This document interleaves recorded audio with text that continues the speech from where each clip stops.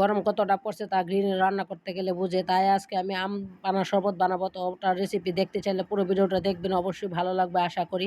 Hello everyone, আসসালামু আলাইকুম। মোহামেন সন ব্লগের পক্ষ থেকে সবাইকে জানাই নতুন একটি ভিডিওতে সুস্বাগতম। তো আজকে দুপুরে রান্নাবান্না গুছিয়ে নিয়েছি। মাছ রান্না করব, মুরগি, তারপরে লাল শাক, আরও অনেক কিছু রান্না করছি, ওইগুলো আর আমি দেখাতে পারি নাই। তো আপনারা সবসময় তো জানেন সবাই যে আমি গুছিয়ে রান্না করতে পছন্দ করি, তাই না বন্ধুরা? আর এই তো বললাম না, অলরেডি অনেক রান্না হয়ে গেছে। এই তো অলবুড়ি দিয়ে মোয়া মাছ দিয়ে টক রান্না করছি, আর এইদিকে মুরগিটা অলরেডি বসিয়ে দিলাম। এত গরম পড়ছে, রান্না করে থেকে যে আমি সব ভিডিও ধারণ করব এই ক্ষমতাটা আজকে আমার শরীরে দিচ্ছে না। তাই আমি একটু একটু ভিডিও ধারণ করে আপনার সাথে শেয়ার করতেছি। এই তো মুরগিটা বসিয়ে দিয়ে এখন ঢাকনা রেখে রান্না করবো। আর এদিকে মাছটার মশলাটা আমি কষিয়ে নিলাম।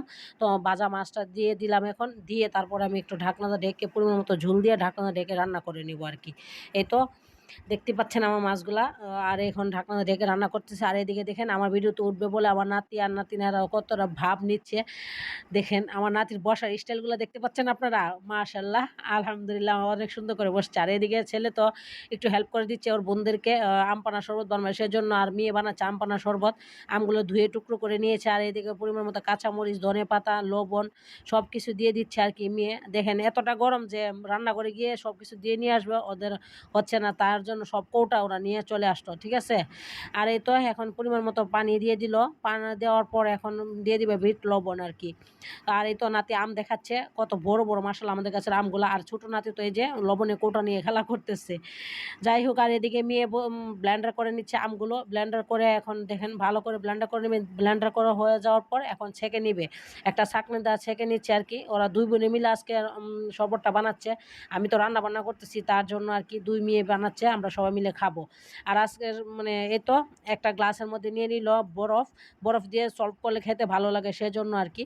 আর মেয়েরা দেখে নিচ্ছে টেস্ট করে যে সব কিছু ঠিকঠাক আছে কি না। তো বড় মেয়ে দেখতেছে যে আর একটু পানি লাগবে, সেজন্য সে আবার একটু পানি দিয়ে দিবে। ফ্রিজের পানি দিলে এটা খেতে আরও বেশি ভালো হয়, অবশ্যই ফ্রিজের পানি দেওয়ার চেষ্টা করবেন।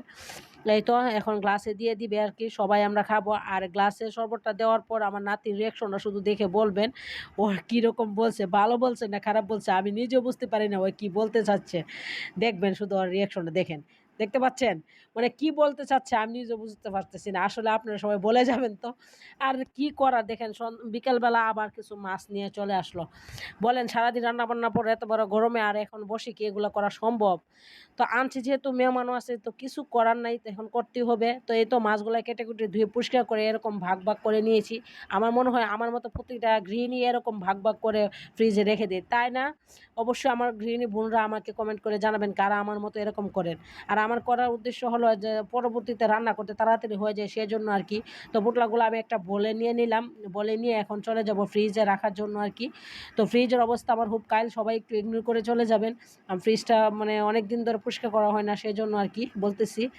তো এখন ফ্রিজের ভিতরে সব কিছু পোটলা আমি এক এক করে রেখে দিব। তো রাখা হয়ে যাওয়ার পর এখন আমি পর্যন্ত আমার ভিডিওটা দেখছেন ও ধৈর্য সহকারে সবাইকে অসংখ্য অসংখ্য ধন্যবাদ। দেখা হবে অন্য কোনো নতুন ভিডিওতে। সবাই সে পর্যন্ত ভালো থাকেন, সুস্থ থাকেন। আল্লাহ হাফেজ।